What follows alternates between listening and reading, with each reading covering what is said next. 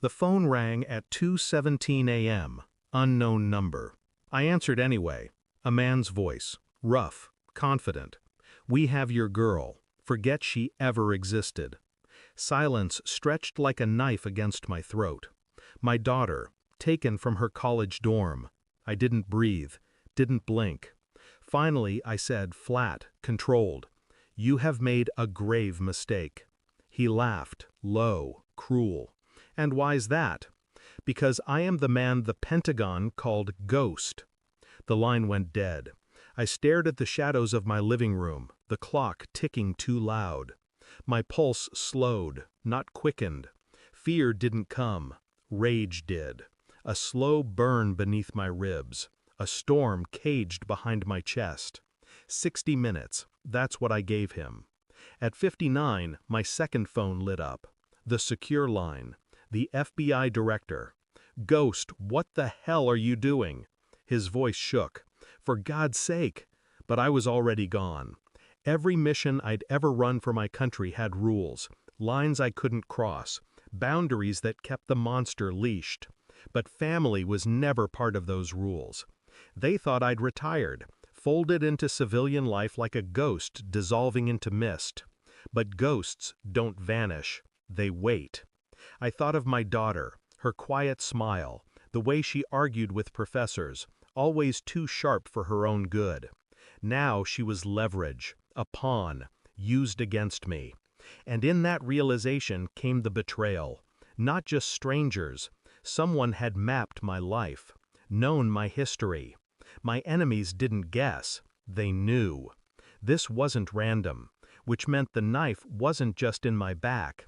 It had been placed there by someone close enough to know where to drive it. I didn't rage, I didn't shout, I moved.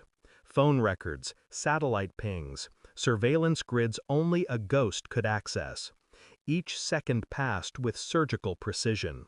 Every keystroke pulled me closer. Every silence was another scream buried in my skull. I thought of her sitting in that room, bound, terrified.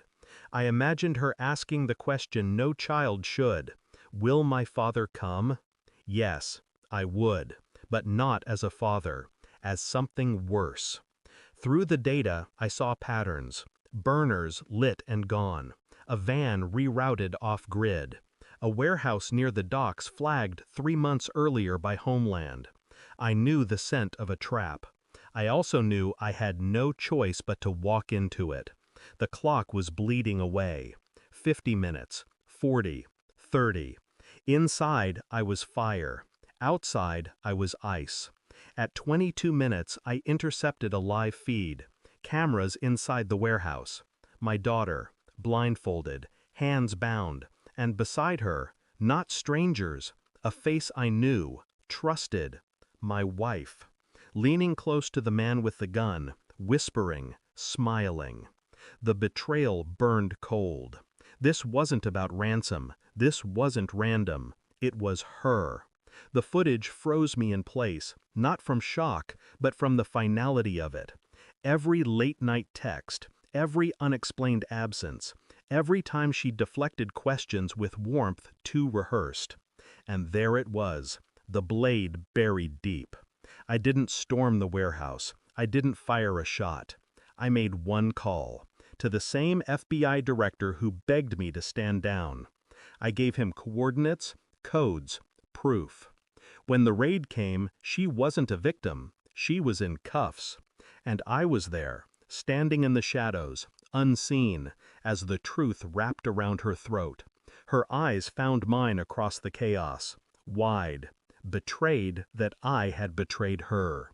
I said nothing, just let her drown in the realization I'd known all along, long before she thought I did. She had played me, but I had written the rules of the game. They took her away screaming. My daughter collapsed into my arms. I held her, but my mind was elsewhere. People think the worst pain comes from loss. They're wrong. The worst pain comes from revelation, when the mask slips and you see what's been beside you all along. I didn't mourn her betrayal. I dissected it, filed it away like another operation complete. Because I am Ghost, and ghosts don't grieve. And tonight, I became hers. She thought she had buried me in lies, but all she did was raise the dead. Thanks for watching. Don't forget to like, share, and comment. Subscribe now to Cheating Stories Insight World for more amazing stories.